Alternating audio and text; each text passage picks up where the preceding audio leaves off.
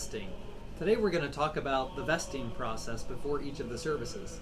St. John Chrysostom remarks that when a priest vests, he covers up almost his entire body except for his hands and his face, because those are the only two things that he needs in order to truly celebrate the services.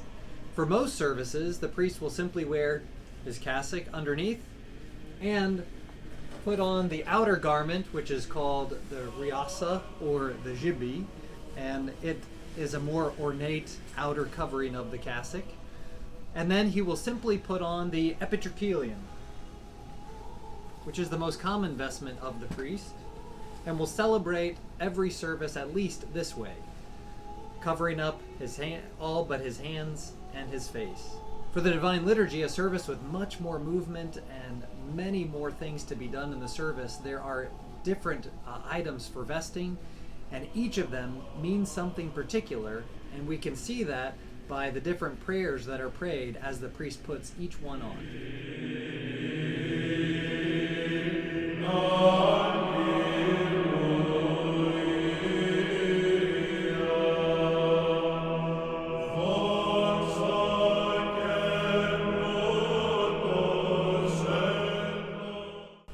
The first garment that a priest puts on is called the sticarion, and it is meant to represent the baptismal garment.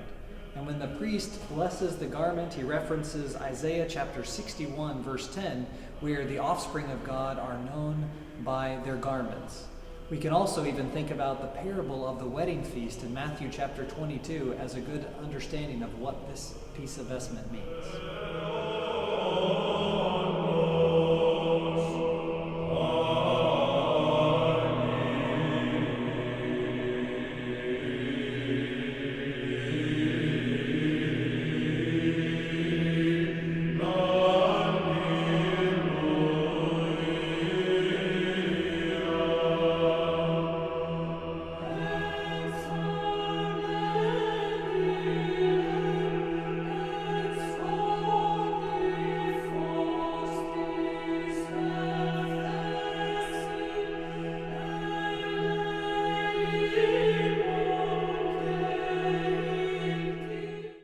The second garment that a priest puts on is the epigonation, a diamond-shaped piece. In our custom, it represents someone who is blessed to hear confessions, and it rests upon his knee. When the priest puts this vestment on, he references Psalm 44, which declares the power of God witnessed in truth, meekness, and righteousness. The next garment that a priest dons is the epitrachelion, which literally just means around the neck. It's the basic vestment of the priest, and as the priest puts that vestment on, he references Psalm 132, recalling the anointing of Aaron as priest and the oil that ran down his beard into the fringe of his raiment, and that God would send grace to his priests in the same way. The next garment is the zoni, which is simply a belt that serves a practical purpose of holding back the rest of the vestments as the priest serves the Divine Liturgy. As he puts this garment on, the priest prays Psalm 17:33 and talks about how he is girded with the power of God.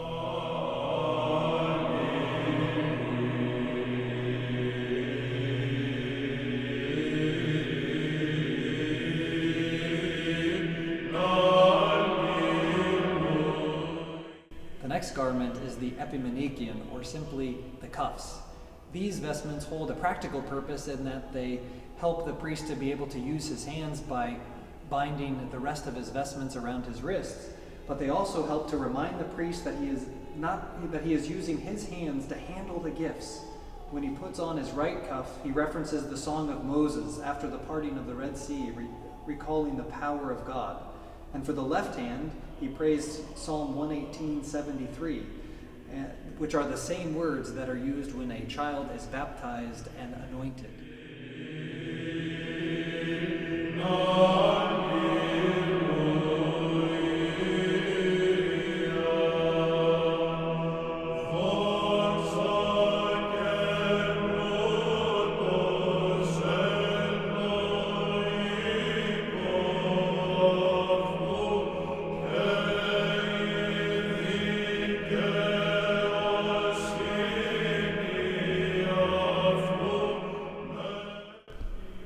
piece of vestment for the Divine Liturgy is the phalonion.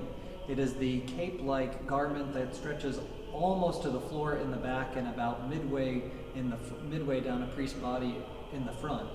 When the priest puts this garment on, he references Psalm 131, verse 9, about priests being clothed with righteousness.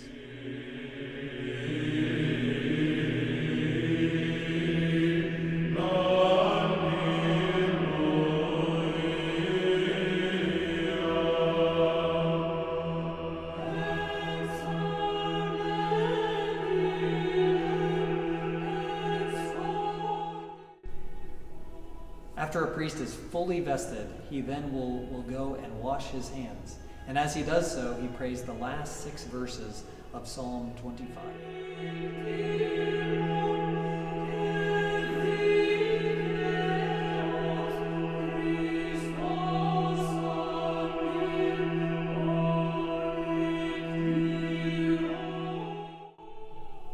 Not all priests in the Orthodox Church wear a cross during the divine services. When you see a priest who has a cross, a gold cross on during the services, that means in our tradition that he is an archpriest in the church.